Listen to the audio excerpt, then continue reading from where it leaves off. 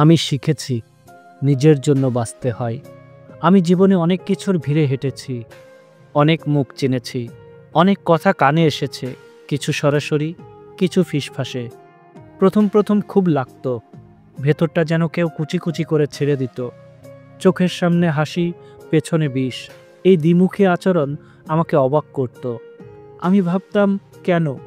আমি তো কারো ক্ষতি করিনি, আমি তো সবাইকে আপন ভেবেছিলাম।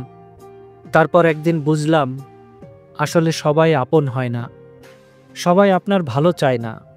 অনেকেই অপেক্ষা করে কখন আপনি হোঁচট খাবেন, কখন আপনি ভেঙে পড়বেন, যাতে তারা আড়ালে দাঁড়িয়ে নীরব আনন্দে ভাসতে পারে।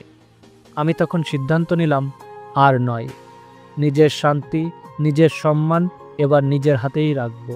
কারো কথায় কান দিব না, কারো ছোট করে দেওয়া ভুরু কুঁকচানো আমায় স্পর্শ করবে না। যখন কেউ বলছে তুমি পারবে না, আমি আর তাকে পাল্টা জবাব দিইনি, শুধু মন খুলে হেসেছি। কারণ আমি জানি তারা আমার গল্পের কোনো লেখক নয়। আমার গল্প আমি নিজেই লিখব।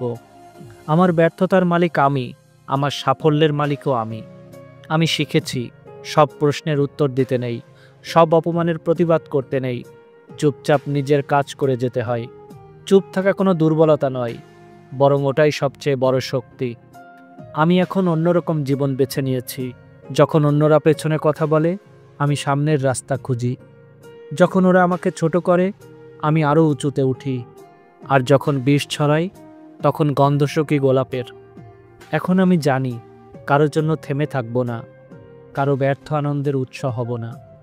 আমি এখন সময় বের করি নিজের জন্য। এক কাপ চায়ে মুগ্ধ হই, নিজের প্রিয় বই পড়ি, ছাদে উঠে আকাশ দেখি, পুরনো ছবিতে হারিয়ে যাই। আমি বাঁচি, নিজের জন্য বাঁচি। আমি শিখেছি কিছু সম্পর্ক ছেড়ে দিলে জীবন হালকা হয়, কিছু তিক্ততা মন থেকে মুছে দিলে নিঃশ্বাস গভীর হয়। সবাইকে সাথে নিয়ে চলা যায় না, এটা মেনে নিতে হয়। কারণ জীবনের পথে একাই হাঁটতে হয়, নিজের ছায়াকে নিজের সাথে নিয়ে।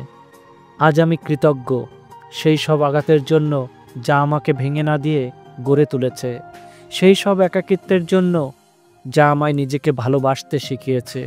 আমি এখন জানি আমি কারো প্রমাণ নই, আমি কারো গল্পও নই। আমি নিজের গল্প, নিজের সৃষ্টি, নিজের শক্তি।